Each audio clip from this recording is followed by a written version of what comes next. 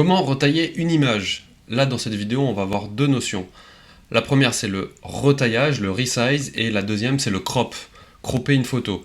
C'est deux choses différentes. En fait, le resize, ça va être juste d'adapter le nombre de pixels sur la photo. Donc, si par exemple, vous récupérez une photo de très très bonne qualité et que vous voulez en réduire sa taille parce que vous n'avez pas besoin d'autant, et ça peut être aussi retaillé en pourcentage. Si vous avez, voilà, une photo de 100 que vous voulez la diminuer parce que vous allez gagner en poids notamment, ça c'est du retaillage. La deuxième notion c'est le crop. Là ça veut dire que vous avez votre photo entière et maintenant vous voulez juste un bout de cette photo. On va faire la démonstration tout de suite. Donc si je fais crop image sur ce site, alors ça c'est un site qui est absolument incroyable, ça s'appelle iloveimg.com, iloveimage.com. Vous avez plusieurs options. Là, on se concentre sur le crop. Donc, crop image, je vais aller chercher ma photo. On va dire celle-ci, par exemple. Voilà ma photo. Donc là, j'ai la possibilité soit librement d'aller tirer les coins pour diminuer ou agrandir comme je veux. Donc, imaginons, moi, je veux virer un peu du bout à droite du mur qui, pour moi, me sert à rien. Et en même temps, je veux voilà, rééquilibrer ça. Donc je peux très bien jouer avec ça. Là, je peux tirer un coin pour agrandir. Voilà. Moi, je veux virer en fait toute cette zone grisée à l'extérieur pour pouvoir recentrer mon sujet. Donc, soit vous le faites manuellement comme ça, soit vous avez possibilité à droite, dans la colonne, ici, d'aller chercher du retaillage. Alors, là, par exemple, il y a beaucoup de pixels, j'ai quasiment 4000 pixels. On peut très bien diminuer à 2000. Donc, je l'ai quasiment divisé par deux. Donc là, ça veut dire qu'il va falloir plus ou moins que je fasse la même chose. Allez, je vais mettre 1300. Sauf que, bah voilà, ma photo... là c'est beaucoup trop bas par rapport à ce que je voulais initialement. Donc, allez hop, on va remettre un 3500 peut-être. Ah ben non, il me repropose la largeur totale, tant mieux. Et là, est-ce qu'il me dit quelque chose? Voilà, si je mets quelque chose au-dessus, il me remet la proportion totale.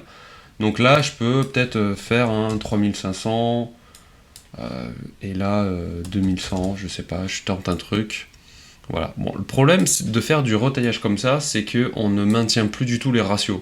Vous savez, si sur un site ou sur n'importe quoi, on vous demande une photo format portrait, format paysage, format carré, format machin, il y a un ratio à respecter.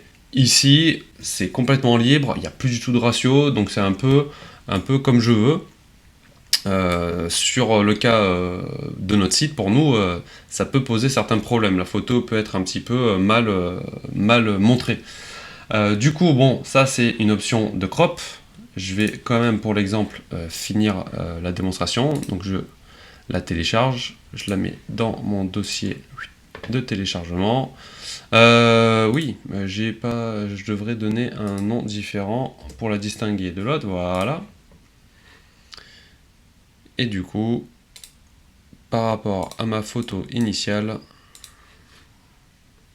j'ai ma photo qui a été retaillée. Voilà. Donc du coup, j'ai beaucoup moins de murs blancs aux alentours. Maintenant, on va aller sur la partie resize.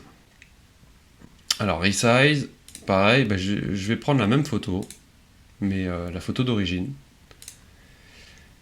Et là, j'ai le choix entre soit retailler en pixels, soit retailler en pourcentage. Donc retailler en pixels, ça veut dire que j'ai envie de diminuer le nombre de pixels. Ça va m'aider aussi à alléger la photo en passant par là. Là, j'ai l'option maintenir les ratios, ou alors je décoche et là, c'est très libre.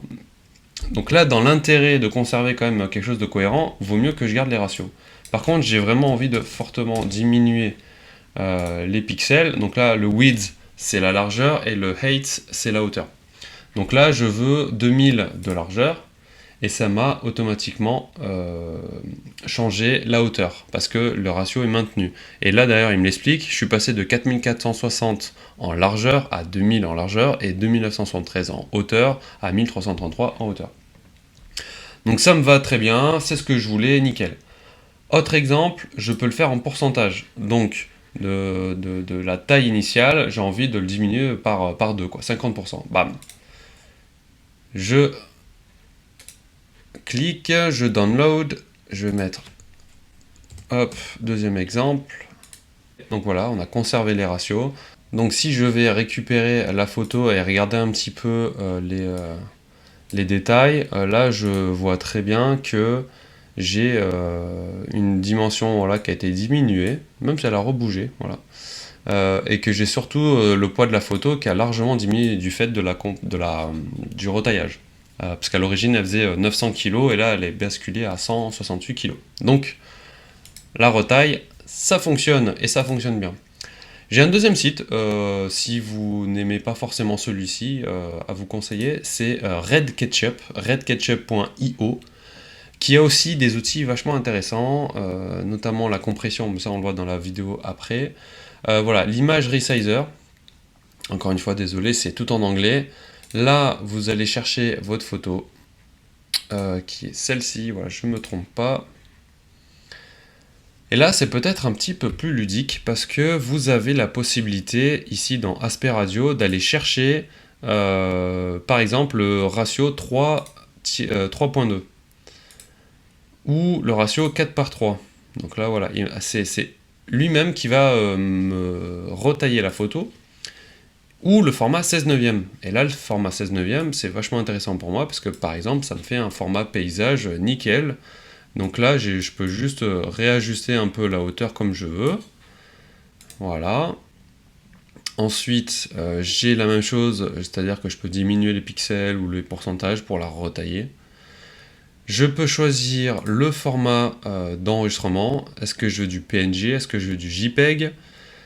Est-ce que je veux du webpage? Alors ça, c'est un nouveau format de photo qui va se généraliser dans les 2-3 prochaines années, sous l'impulsion notamment de Google, si je dis pas de bêtises. C'est quelque chose qui va prendre de plus en plus de place. Tout le monde connaît JPEG aujourd'hui et aussi PNG, mais le webpage va bientôt prendre une place importante. Et là, le HEIC, c'est le format de base des iPhones d'Apple. Le problème, c'est que c'est un format qui est pas facile à partager, en tout cas, si on n'est pas Apple. Là, je lui donne un nom, j'enregistre, et voilà. Ma photo est prête. D'ailleurs, je peux même zoomer dessus et m'amuser avec. Et voici.